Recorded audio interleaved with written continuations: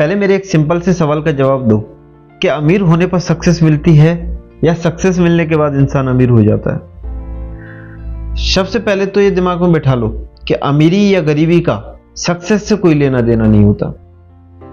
एक बार सक्सेस मिली तो अमीरी और पैसा अपने आप आएगा। तो फिर आप किसके पीछे भागोगे, अमीरी और धन के पीछे या सक्सेस के पीछे? जाहिर सी बात है सक्सेस के पीछे, यानी अपने लक्ष्य को हासिल करोगे। देखो दोस्तों, जो आपने सवाल पूछा था, ऐसे सवाल करोड़ों लोगों के दिमाग में आते हैं और इस सवाल का कोई एक जवाब नहीं है।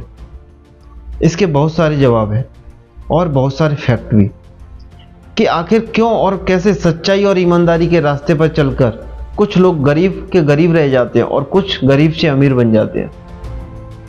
तो इसका सबसे बड़ा और पहला कारण उनकी व्यक्तिगत सोच है।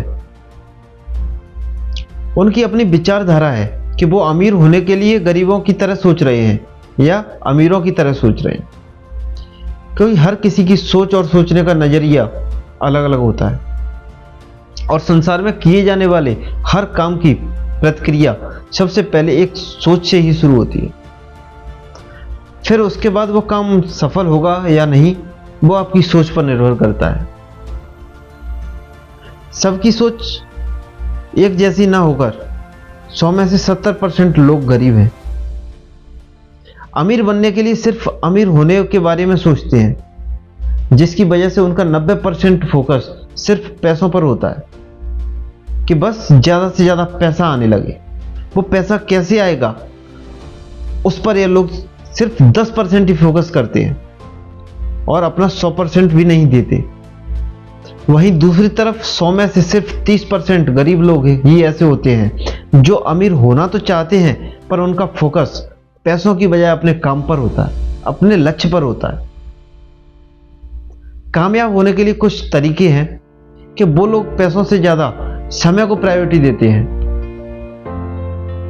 अमीर होने से ज्यादा वो लोग अपने लक्ष्य को अचीव करने के बारे में सोचते हैं। ऐसे लोग अपने काम को बेहतर से बेहतर बनाने की कोशिश करते हैं, क्योंकि उनकी सोच यह होती है कि यदि मैं सफल रहा तो अमीरी और पैसा दोनों झक मार के पीछे आएंगे।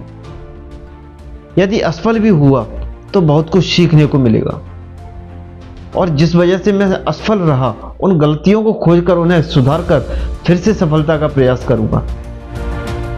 यही कारण है कि ऐसी सोच को रखने वाले कुछ गरीब अमीर हो जाते हैं। इसके अलावा कुछ लोग जिंदगी भर गरीब इसलिए भी रह जाते हैं क्योंकि वो हार्ड वर्क पर ज्यादा बिलीव करते हैं और ज्यादातर गर्दन के नीचे वाले हिस्सों को ही इस्तेमाल करते हैं, जैसे हाथ पैर वाला ज्यादा काम करते हैं, दिमाग का उपयोग ही कम करते हैं। और वहीं कुछ लोग गरीब से अमीर हो जाते हैं क्योंकि अमीर होने के लिए हार्ड वर्क के साथ स्मार्ट वर्क भी करते हैं और जब अमीर हो जाते हैं तो अपनी अमीरी को बरकरार रखने के लिए 95% स्मार्ट वर्क पर आ जाते हैं, यानी 95 यूज करते हैं गर्दन के ऊपर वाला हिस्सा।